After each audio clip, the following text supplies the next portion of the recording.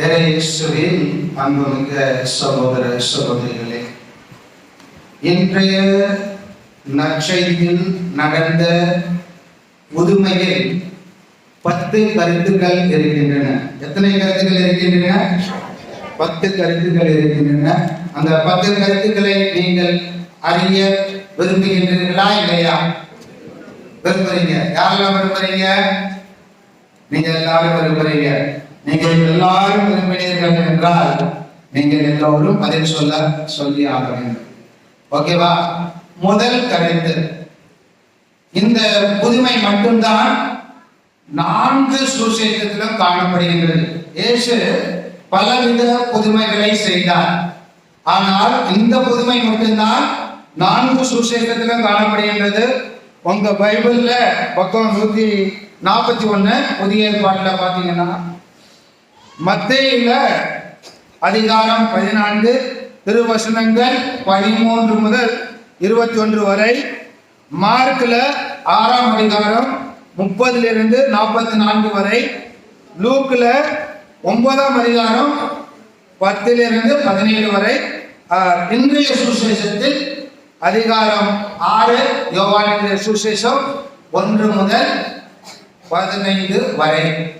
ஆக மொத்தம் இந்த சுவிசேஷமானது அந்த சுவிசேஷமும் இந்த புதுமையும் ஒரு முக்கியமான சுவிசேஷம், முக்கியமான புதுமை. எவ்வாறு புதுமை என்பதை இந்த 4 இதையும் ஒப்பிட்டு படிப்போம் என்றால் தெரியுமில்ல, கம்பேர் பண்ணி படித்தோம் என்றால் இதில் நடக்கின்ற முதல் செயல்பாடு, இயேசு இந்த பெரிய கூட்டத்தை கண்டு அவர்கள் மேல் இரக்கம் கொண்டார், தயவு காட்டினார். ஆங்கிலத்தில் சொல்ல வேண்டும் என்றால் became compassionate.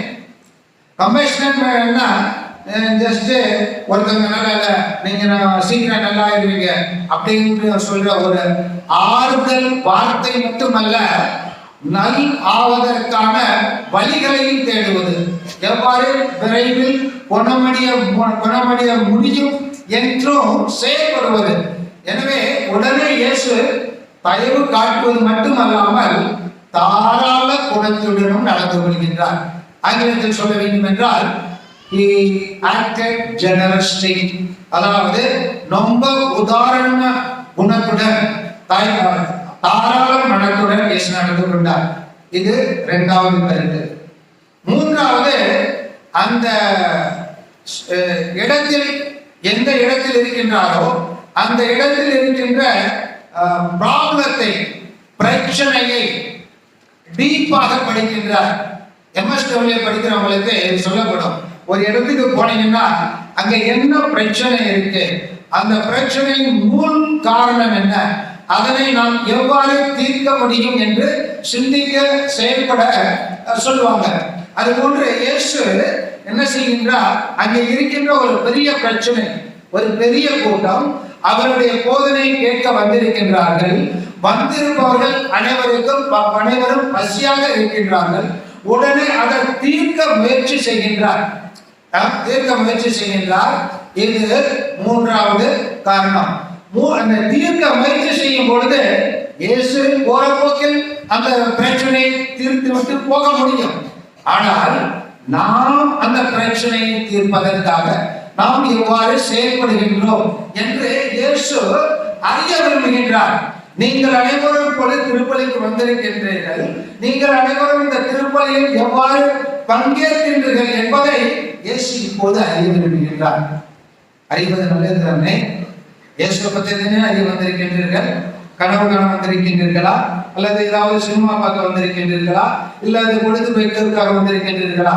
இல்லை, இயேசுவோடு உறவு கொள்ள, இயேசுவை உணவாக உட்கொள்ள, இயேசுவோடு மீண்டும் நாம் ஒன்றித்திருக்க வந்திருக்கின்றோம்.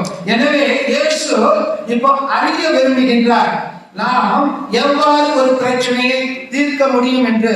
எனவே இயேசு பிலிப்பிடம் சொல்லுகின்றார், இவர்கள் உண்பதற்கு நாம் எங்கிருந்து அப்பம் வாங்கலாம் என்று பிலிப்பிடம் கேட்டார் என்று 6ஆம் அதிகாரம் 5ஆம் வசனத்தில் சொல்லப்படுகின்றது. பிலிப்பை நோக்கி இயேசு கேட்கின்றார், இவர்கள் உண்பதற்கு அங்கே இருக்கின்ற பிரச்சனை உணவு இன்மை, பசியாக இருக்கின்றார்கள், அதனை தீர்ப்பதற்கான வழியை நம்மிடம் என்று கேட்கின்றார். இறைவன் நாம் அனைவரையும் அந்த பிரச்சனையை தீர்ப்பதில் ஒரு மெம்பராக, ஒரு உறுப்பினராக ஆக்க விரும்புகின்றார். பெரும்பாலும் நம்மிடம் பதில் இருக்கார் என்பதையும் இயேசு அறிவார். 4வது பாயிண்ட், 5வது பாயிண்ட் என்ன சொல்கின்றாரு? 5வது 6 படிங்களே, 6 படிங்கள உடனே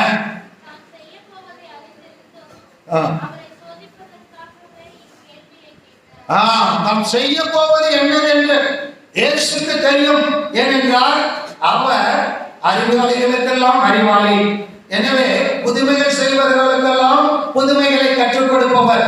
எனவே அவருக்கு தெரியும் என்ன செய்ய போகின்றார் என்று. ஆனாலும் நம்மிடம் நாம் என்ன முயற்சி எடுக்க போகின்றோம், நான் ஒரு கிறிஸ்தவனாக எவ்வாறு ஒரு பிரச்சனையை அணுக முயற்சிக்கின்றேன் என்பதை இயேசு தெரிகின்றார். எனவே இயேசு நம்மிடம் சில நேரங்களில் நம்மை சோதிக்கவும் கேள்வி கேட்பார். இது 5வது. 6வதாக இயேசு என்ன செய்கின்றார்? உடனே அங்கே இயேசு என்ன செய்ய முடியும் என்பதை அறிந்த ஒருவர். யார் அறிந்தார்? இயேசு என்ன செய்ய முடியும் என்பதை யார் அறிந்திருந்தார்? சொல்லுங்களேன்.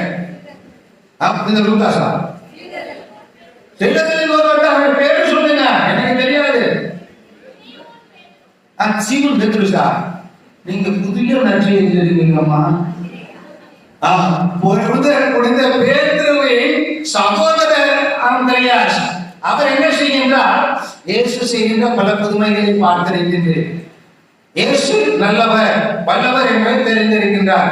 எனவே அவர் என்ன செய்கின்றார்? அங்கே இருக்கின்ற ஒரு பொடியனை எடுத்து வருகின்றார். ஆண்டவரே, இந்த பையனா 5 அப்பம் 2 மீன் இருக்கு, அதுக்கு மேல நீங்க தான் ஏதாவது செய்யணும் என்று இயேசுவிடம் சரணடைகின்றார். இது 6வது. அதாவது என்ன செய்ய முடியும், நம்மளால என்ன செய்ய முடியும், இதற்கு தான் எதிர்பார்க்கின்றார். நம்மளால எவ்வளவு செய்ய முடியும் என்பதை தான் எதிர்பார்க்கின்றார். உன்னால் எல்லாம் செய்ய வேண்டும் என்று இயேசு எதிர்பார்ப்பதில்லை. உன்னால் எவ்வளவு செய்ய முடியும், எவ்வளவு நாம் இறைவனுக்கு கொடுக்க முடியும் என்று பார்க்கின்றார். எனவே இயேசு அதன் மூலமாக அவனால் என்ன செய்ய முடியும் என்பதை எடுத்து சொல்கின்றார். There is no impossibility in Jesus. Jesus makes all the impossible possible. எனவே இயேசு முடியாதவற்றை முடியும் என்று காட்டுகின்றார், முடியும் என்று காட்டுகின்றார். இது 7வது பாயிண்ட். 8வது பாயிண்ட், இயேசு எவ்வாறு நாம் இன்றைய 2ஆம் வாசகம் 2வது வாசகத்திலேயே 4ஆம் அதிகாரம் திருவசனங்கள் 42 முதல் 45 வரை நாம் படிக்க கேட்டோம். அதுல 43 படிங்கள 2வது ராஜாக்கள் அதிகாரம் 4 திருவசனங்கள் 42, 43, 44, 45. அதுல 43 படிங்கள அவருடைய பணியாளன்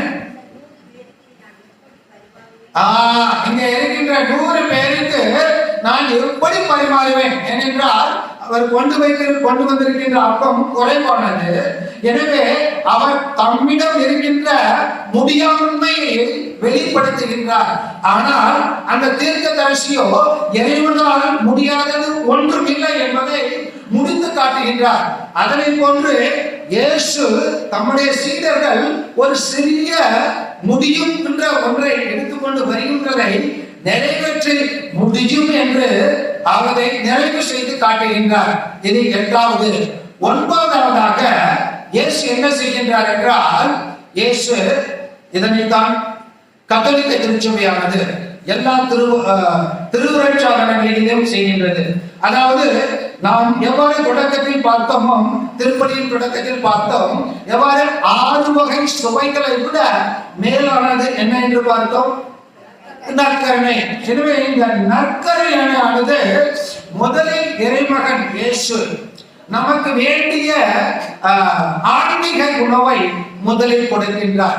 ஆன்மீக உணவை, அதாவது அதனால்தான் நம்ம திருப்பலியில் 2 தமிழ்ல வர மாட்டேங்குது. 2 பிரிவுகள் உண்டு. 2 பிரிவுகள். ஒரு பிரிவு பிரேக்கிங் ஆஃப் த வேர்ட், வார்த்தையை பிரிந்து. இப்போது நாம் செய்து கொண்டிருப்பதாக தான் வசனங்களை பிரித்து அதனை மன சிந்தனை செய்து நாம் சிந்திக்கின்றோம். இரண்டாவது பிரேக்கிங் ஆஃப் த பிரெட், இரண்டாவது இறைவனுடைய உடலை நாம் உடைத்து நாம் சாப்பிடுகின்றோம். எனவே இறைவன் நம்மை இறை உணவை கொடுத்த பிற்பாடு, ஆன்மீக உணவை கொடுத்த பிற்பாடு, இரண்டாவதாக நமது சரீரத்திற்கான உணவை கொடுக்கின்றார். அந்த சரீரத்திற்கான உணவு கொடுக்கப்படுகின்றது அல்லவா, அதனை தான் நாம் திருப்பலி என்று சொல்கின்றோம். இன்றைய வாசகத்தில் நாம் படிக்க கேட்கின்றோம். அங்கே அவர்கள் கொடுத்தது 5 மீன்கள், 5 அப்பம், 2 மீன்கள். அந்த 5 அப்பத்தையும் 2 மீன்களையும் ஒவ்வொரு கூடையிலும் ஒன்றாக கூட வைத்திருந்தால் கூட நம்ம எத்தனை கூடையில வைத்திருக்கலாம்? எத்தனை கூடையில வைத்திருக்கலாம்? ஹலோ, 5 அப்பத்தையும் 2 மீன்களையும் ஒன்றாக வைத்திருந்தால் எத்தனை கூடையில் வைத்திருக்கலாம்? 7 கூடையில் தான் வைத்திருக்கலாம். நிரப்பப்பட்டது 12 கூடைகள். எனவே நம்மிடம் இருக்கின்ற இவ்வளவு ஒரு சிறிய என்னால் நன்றாக எழுத முடியும். அந்த எழுதும் தன்மையை என்றால் நன்றாக பாட முடியும். நம்ம பையன் மாதிரி என்ன, நம்மளால கொஞ்சம் பாட முடியும். அந்த கொஞ்சம் பாடல இறைவனுக்கு பாடும் பொழுது இறைவன் அதை நிறைவாக அள்ளி காட்டிருக்கிறார். இல்லையா இல்லையா? ஹலோ, இல்லையா இல்லையா? சொல்லுங்க. நம்மளிடம் இருக்கும் சிறிய பாடல் தன்மையை கொடுக்கும் பொழுது இறைவன் அதை நிறைவாக்கி காட்டியிருக்கின்றார். நம்மளிடம் இருக்கும் சிறிய கொஞ்சமான திருவிழாவுக்கு எல்லாரும் 1000-500 கொடுத்துருக்காங்க ஃபாதர், என்னால 100 மட்டும் நான் ஃபாதர் கொடுக்க முடிஞ்சது. நீ வேலைக்கு போன ஃபாதர் 200 ரூபாய்க்கு சாமான் வாங்கிட்ட ஃபாதர், 100 ரூபாய் மிச்சப்படுத்தி கொண்டுட்டு வந்து இந்த கொடுக்குறோம்ல, அதனையும் இறைவன் நிறைவுபடுத்தி காட்டுவார். அது போன்று நம்ம வீட்டுல சின்ன பிள்ளையா இருப்பாங்க ஃபாதர், மற்ற பிள்ளைங்க எல்லாம் படிச்சு வேலையில போயிட்டாங்க ஃபாதர், சின்ன பையன் மட்டும் தான் ஃபாதர் படிச்சிருக்கான், அவனை மட்டும் ஃபாதரம் ஆக்க விரும்புறேன், கொண்டுட்டு வாங்க. இறைவன் அதை நிறைவு செய்து காட்டுவார். நம்மிடம் இருக்கும் சிறியவற்றை இறைவனிடம் கொண்டு வரும் பொழுது இறைவன் நிறைவு செய்து காட்டுவார். அதனை நான் உங்களுக்கு ஏதோ கலையில ஏறல காட்டுல சொல்லிட்டு போவது அல்ல. நான் நடந்த நிகழ்ச்சிகள் பழைய ஏற்பாட்டில் பார்க்கின்றோம், இறைவாக்கினர் செய்கின்றார். புதிய ஏற்பாட்டில் செய்ய பார்க்கின்றோம், இறைமகன் இயேசு செய்கின்றார். எனவே நம்மிடம் இருக்கும் சிறியவற்றை இறைவனிடம் கொடுக்கும் பொழுது இறைவன் பெரியவராக மாற்றி நிறைவாக்கி காட்டுகின்றார். இது 9வது. 10வதாக இறைமகன் இயேசு அந்த மிச்சம் இருந்ததை எல்லாம் ஏன் கூடையை எடுக்க சொன்னார், மீட்டு எடுக்க சொன்னார். அதை எல்லோரும் சாப்பிட்டு முடித்து விடுங்கள் என்று சொல்லலாம். இதனைதான் அறியாமல் தெரியாமல் நமது புரொட்டஸ்டன்ட் பிரதர்ஸ், மற்ற பிரிவினர்கள் இந்த முட்டாள்தனத்தை செய்கின்றார்கள். அதாவது அவர்கள் திரு ஆலயங்களில் நற்கருணை பற்றி இருப்பதில்லை. ஏன்? அவர்கள் அண்டறிய வேண்டியதை திருப்பலியை பயன்படுத்தி விட்டு மிச்சம் வைத்து இருந்தாலும் அதனை தின்று முடித்து விட்டு போய்விடுவார்கள். இயேசு அவ்வாறு செய்யவில்லை. ஏன் அவரை 12 கூடையில் எடுக்க சொன்னார்? மீண்டும் பயன்படுத்த முடியும் என்ற காரணத்தினால்தான் எடுக்க சொன்னார். எனவே தான் நற்கருணையை திருச்சபையானது நற்கருணை பெட்டியை வைத்து அதில் இறைமகன் இயேசு உண்மையாகவே இருக்கின்றார் என்று நமக்கு எடுத்துரைக்கின்றது. எனவே நாம் 10வதாக எப்பொழுதெல்லாம் திருப்பலி எங்கேயெல்லாம் நடைபெறுகின்றதோ அங்கேயெல்லாம் நாம் பங்கு கொள்ள வேண்டும். அவ்வாறு பங்கு பெற்றோம் என்றால் இறைமகன் இயேசு நமது வாழ்வில் நடக்கின்ற ஒவ்வொன்று சிறியவற்றையும் பெரியவாயாக மாற்றி காட்டுவார். எனவே அன்பார்ந்தவர்களே, இன்றைய புதுமையானது நாம் திவ்ய நற்கருணையில் எவ்வாறு பங்கு பெற வேண்டும், இறைமகன் இயேசு நம்மிடம் என்ன என்ன சோதனைகள் செய்வார், நாம் எவ்வாறு நம்மிடம் இருக்கும் சிறுமையை எவ்வாறு வெளிப்படுத்த முடியும், நாம் எவ்வாறு இறைமகன் இயேசு அணுக வேண்டும், இயேசு நம் மூலமாக எவ்வாறு செயலாற்ற விரும்புகின்றார் என்பதெல்லாம் எடுத்து வைக்கின்றது. எனவே இன்றைய திருப்பலியின் உட்கருத்துக்களை நாம் உள்வாங்கி வாருங்கள், நாம் இன்றைய திருப்பலியில் நன்றாக ஒன்றாக பங்கேற்போம். எனவே இந்த திருப்பலியின் நற்பணிகளையும் நற்குணங்களையும் நற்செயல்களையும் மற்றவர்களுக்கும் எடுத்துரைப்போம், மற்றவர்களையும் அழைப்போம். இந்த அறுசுவையோட பெரிதாகிய மேன்மையாகிய நன்மையை நற்கருணையை மற்றவர்களுக்கும் இறைவன் அருள இந்த திருப்பலியில் நாம் அனைவரும் ஒரு மனதோடு வேண்டிக் கொள்வோமாக. ஆமென்.